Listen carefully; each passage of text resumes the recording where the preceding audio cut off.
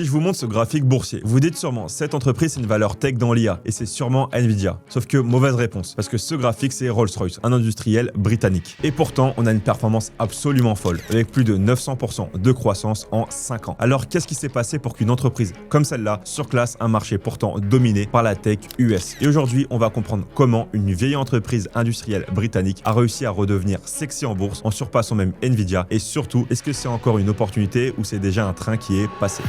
Première partie, le piège Rolls-Royce. D'abord, on évite le piège classique. Rolls-Royce en bourse ne sont pas les voitures. Les voitures Rolls-Royce que tu vois dans la rue, Phantom, Ghost, Cullinan, appartiennent aujourd'hui à BMW qui a son propre cours en bourse. Cette activité automobile n'a rien à voir avec l'action qui a explosé. L'action qui s'est envolée, c'est Rolls-Royce Holdings, un groupe d'ingénierie britannique beaucoup moins glamour, mais infiniment plus stratégique. Rolls-Royce Holdings, ce sont avant tout des moteurs d'avion utilisés par les plus grandes compagnies aériennes du monde, mais aussi des services de maintenance qui génèrent des revenus récurrents pendant des décennies. Et en plus de ça, le groupe est présent dans la défense et dans l'énergie, notamment le nucléaire, un secteur redevenu central dans le contexte géopolitique actuel. Autrement dit, quand tu investis dans Rolls-Royce en bourse, tu n'investis pas dans les voitures de luxe. Tu investis dans des moteurs, dans l'énergie et dans la défense. Et si aujourd'hui il existe cette confusion entre les voitures et les moteurs, c'est à cause d'un épisode assez unique de l'histoire industrielle. À l'origine, Rolls-Royce Limited fabriquait à la fois des voitures et des moteurs d'avion. Mais en 1971, l'entreprise traverse une grave turbulence financière après avoir créé le moteur d'avion légendaire RB211, puis fait faillite, ce qui entraîne un sauvetage par le gouvernement. La division aéronautique est séparée de la branche automobile et devient progressivement l'actuel Rolls-Royce Holdings plc, qui fabrique des moteurs d'avion ainsi que des systèmes énergétiques et de défense. De son côté, l'activité automobile suit sa propre voie et devient une marque sœur de Bentley, toutes deux détenues par une entreprise appelée Vickers. À cette époque, Volkswagen rachète une grande partie de l'activité automobile historique de Rolls-Royce. Les usines, les modèles, le savoir-faire. Mais il y a un détail absolument crucial. Le nom Rolls-Royce et le logo ne sont pas automatiquement inclus dans la transaction. Ces droits restent liés à l'entité Rolls-Royce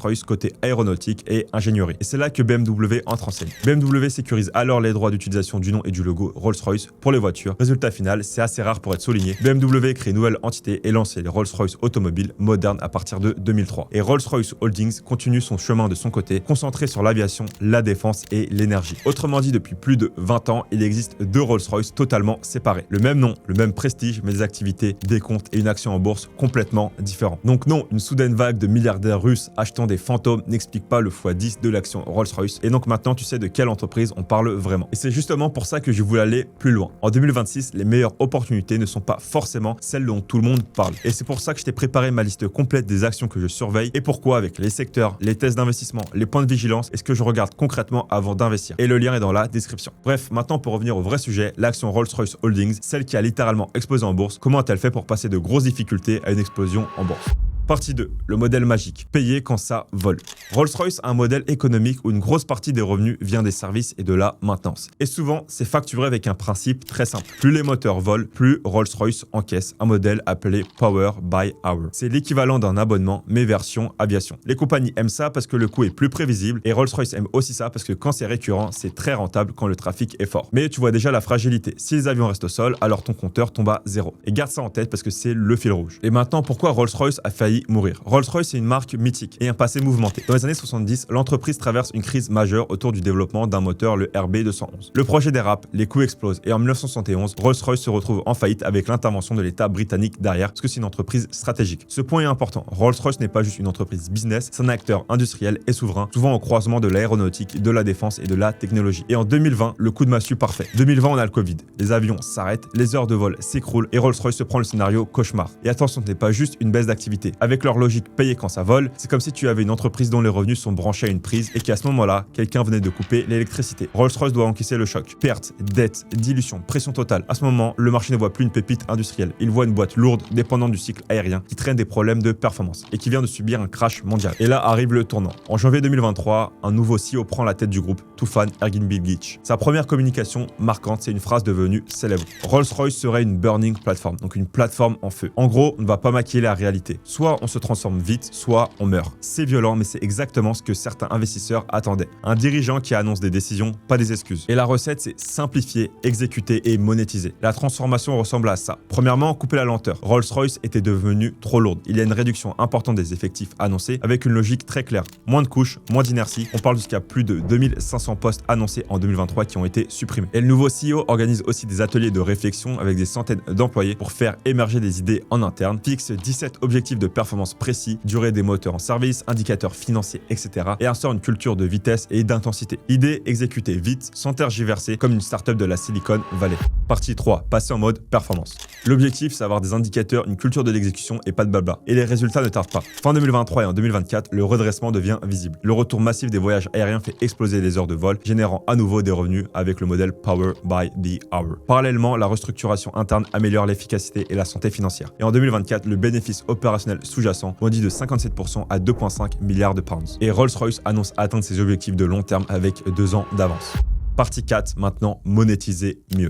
Après le Covid, on a une reprise du trafic. Quand les voyages reprennent, les moteurs revolent. Donc le compteur heures de vol remonte. Donc les revenus de service reviennent aussi. Et c'est là l'effet domino. Plus d'activité, une meilleure exécution interne et une meilleure rentabilité. Résultat sur 2024, Rolls-Royce publie un bond énorme de ses performances avec un bénéfice opérationnel autour de 2,5 milliards de pounds. Et ce chiffre, c'est le moment où beaucoup d'investisseurs passent de OK, c'est un rebond à OK, c'est un changement majeur de niveau. Et le signal qui fait basculer la bourse, c'est dividende plus rachat d'actions. Et donc Rolls-Royce envoie un message ultra clair au marché. Dividende rétabli sur les résultats 2024 payants en 2025 et surtout un rachat d'actions d'1 milliard de pounds prévu sur 2025. Et pourquoi c'est si puissant? Ce que ça veut dire, on n'est plus en mode survie, on est en mode retour de capital. Le bilan se renforce, la machine génère du cash. Et forcément, quand tu rajoutes ça à une action déjà en train de monter, là, tu crées un cocktail explosif. Et aussi, on a le carburant bonus, défense plus nucléaire. Et en parallèle, il y a 2 thèmes qui donnent à Rolls un profil plus qu'aéronautique. Avec la défense, puisque les contrats de défense jouent un rôle clé avec la guerre en Ukraine et l'augmentation des budgets militaires de l'OTAN, la division défense de Rolls-Royce bénéficie fortement, notamment via les moteurs d'avions militaires et les réacteurs nucléaires pour sous-marins. Et aussi, Rolls-Royce profite aussi du projet AUKUS, accord entre le Royaume-Uni et les États-Unis et l'Australie pour des sous-marins nucléaires. La guerre et les tensions géopolitiques ont clairement dopé les vents. Et deuxièmement, les SMR, les petits réacteurs nucléaires modulaires. Longtemps, ces SMR petits réacteurs nucléaires étaient vus comme un projet prometteur mais lointain. Et puis en juin 2025, le gouvernement britannique annonce que Rolls-Royce SMR est sélectionné pour développer ses réacteurs dans le cadre d'un programme soutenu par l'État avec des milliards engagés à l'échelle du programme. Et ce qu'il faut retenir, c'est que c'est pas un argent garanti demain matin. C'est un signal politique et industriel fort, avec une trajectoire sur plusieurs années. Mais en bourse, ce type de nouvelles peut changer la perception de ton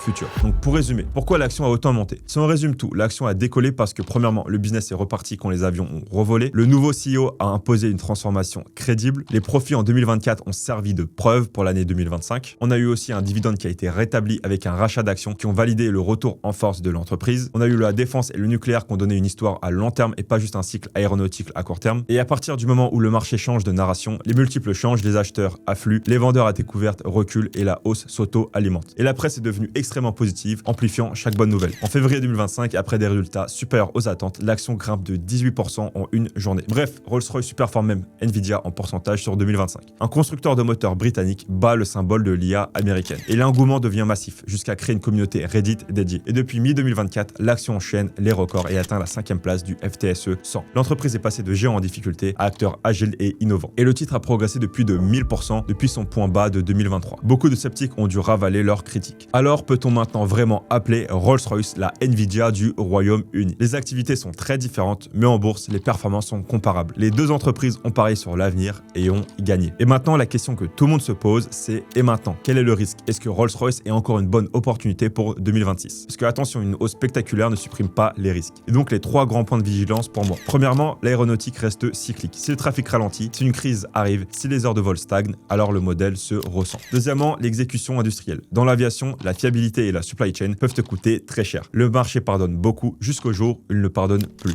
Et troisièmement, les projets à long terme. C'est une opportunité énorme, mais c'est aussi très politique, très réglementaire et très énergivore en capital. La bourse peut s'emballer sur l'annonce et ensuite te demander des preuves pendant des années. Donc la vraie question, ce n'est pas est-ce que Rolls-Royce est une bonne boîte? La vraie question pour moi, c'est est-ce que le prix actuel laisse encore assez de marge d'erreur pour rentrer dedans ou c'est déjà surévalué? Donc dites-moi ce que vous en pensez en commentaire, je me ferai un plaisir de répondre à tout le monde. Donc pour conclure, pour moi, Rolls-Royce n'est pas Nvidia, mais sa trajectoire récente, c'est exactement le genre d'histoire que la bourse adore. Une entreprise qu'on croyait finie, qui se réorganise, qui retrouve une logique et qui ressort plus fort. Et la vraie leçon, elle est là. Parfois, le moteur d'une action, ce n'est pas une techno magique. C'est un modèle économique simple, branché sur une réalité tout aussi simple. Est-ce que le monde vole ou pas? Et maintenant, si tu veux aller plus loin et apprendre à investir en bourse en 2026 avec une méthode claire, action, ETF et allocation selon ton profil, je t'ai préparé une vidéo, une formation gratuite où je t'explique étape par étape comment faire pour investir en bourse en 2026. Et le lien est dans la description. Donc bref, si cette vidéo t'a plu, je t'invite à la liker, à t'abonner. Si t'as des questions, n'hésite pas à me les poser en commentaire. On se retrouve très bientôt dans une prochaine vidéo.